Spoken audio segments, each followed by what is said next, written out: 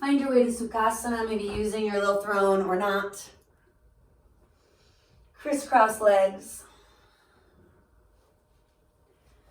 Grounding down through the sit bones, lifting through the belly, the heart, the top of the head. And maybe lick your lips and swallow. Inhale, shrug. Exhale, release. Taking the arms all the way up. Starting with that easy twist here seated, you're going to exhale and turn to your right. Root down, reach up. Doesn't always feel so easy in the upper back, the arms. Exhale, can you turn a little further? Still reaching on the inhale. Split those arms, let yourself find the easier variation. Right hand reaches back, probably on fingertips so we're not leaning back. Pull the heart forward and through as that right shoulder head loops. Maybe looking right. The left hand, the back or front, helps you to flow a little further. Or just helps you to breathe into the shape you're already in. If you really need a block under the hand, use what you gotta use to bring the shape to you. One more breath in this variation. Now let your right shoulder stay drawing back.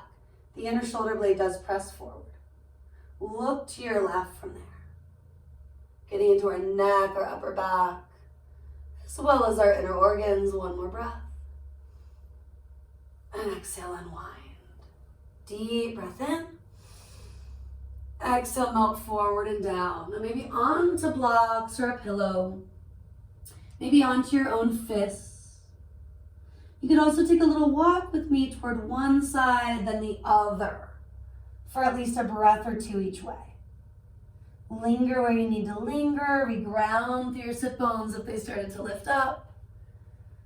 And let out anything that just needs to go right now.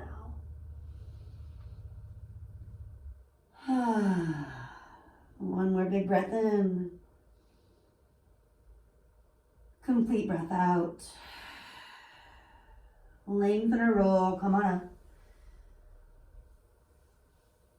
And do exhale here.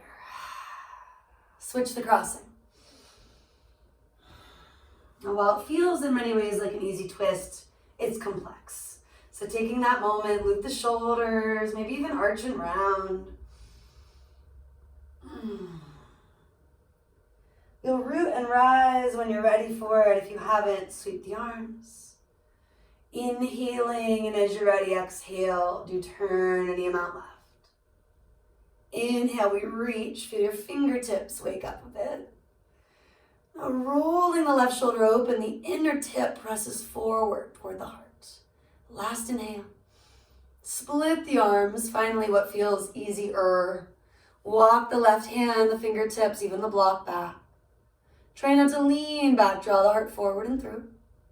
And do use the back or front of your right hand to help. If you can breathe deeply, great. Doesn't mean it's as deep as in neutral postures, but still complete.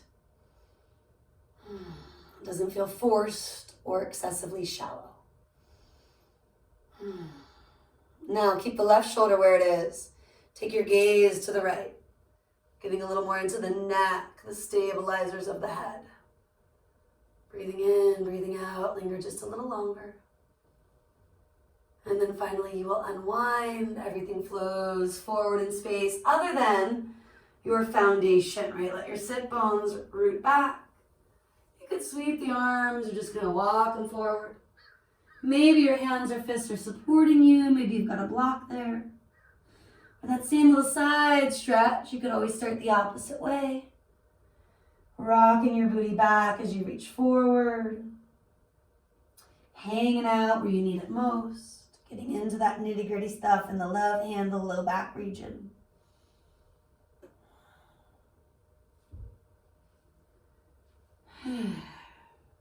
Rolling it up from there. Big exhalation.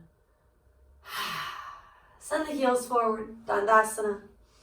Gently draw your hips back.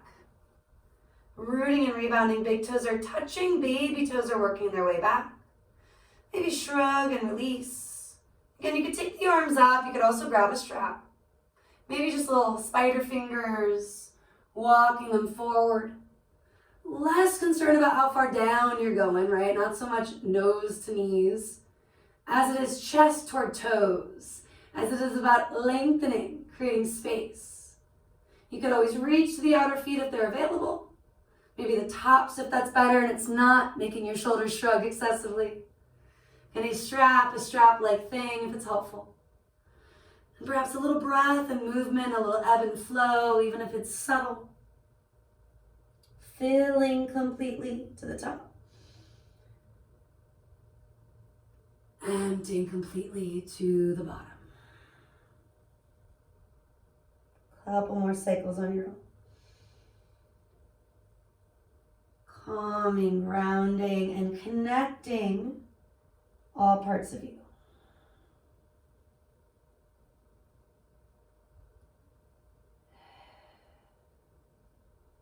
You want to explore pointing your feet for these last moments, and it feels good to do so, great.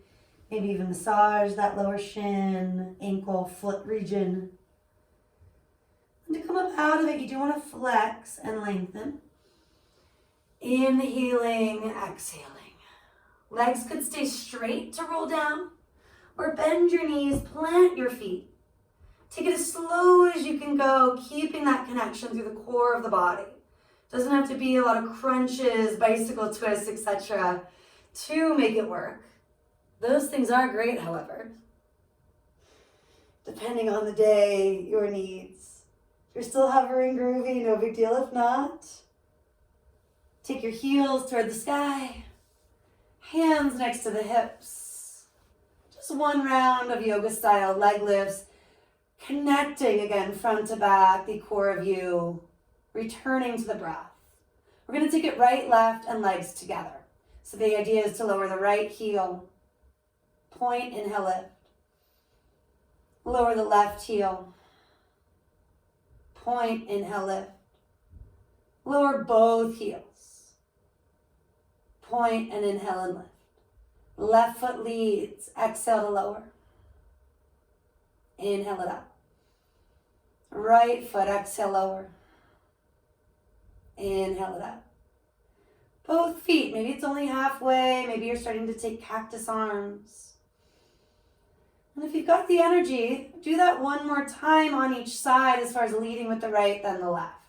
So it'd be 6 more leg lifts since the time I started talking about it.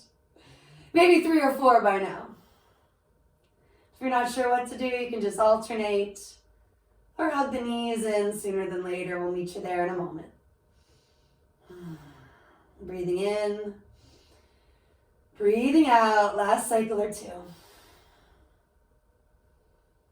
And then draw the knees to you, maybe circling the legs. Coming full circle as you do for some of you. Right into a happy baby, reaching to the outer feet or ankles. Taking that a bit further when it feels good, backing off when it's best.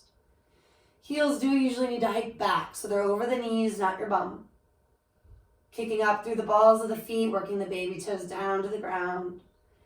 Then snuggle the back body to the earth for another moment. If you want gravity to take over, great. Let the legs split and stretch that way. And we can always press the legs together or just ease them back in. I'm going to grab the block and take the very chill restorative bridge shoulder stand. It is time for an inversion of your choice. Being good to yourself, what do you need that will help you get upside down without straining your neck, your shoulders. Could be something happening in the eyes, the throat, lots of reasons to make it easier in the upper extremities. So the lower extremities and the digestive system, the nervous system can all receive that good stuff. Most specifically, blood flow going where it needs to go, as well as drainage to the lymphatic system. If you're not as familiar, you're forgetting what does that directly connect with that is of interest to me. Your immune response. helping to aid in these things, right? It is not a fix-all. I never want to falsely advertise. I think I've been pretty clear with y'all about that.